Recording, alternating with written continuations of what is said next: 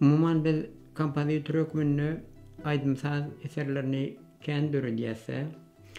Ana şoň içinde hor üçin hem aýdymlanmar, orkestr Aýdym-Saz sazgurlar topar üçin hem bar. Ýani sazgurlar topar üçin Döreden köp bölümli süýütalarymyz bar. Ýani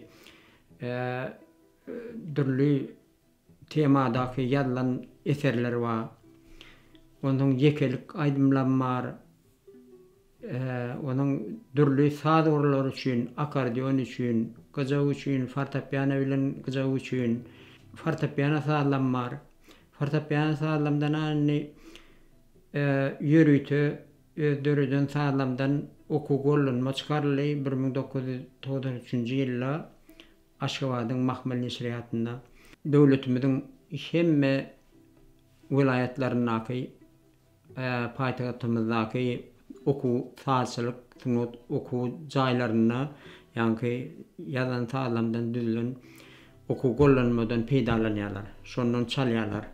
Näder men şol fortepiano üçin ýazan sazlamdan bir ýerini çalyp beräýin.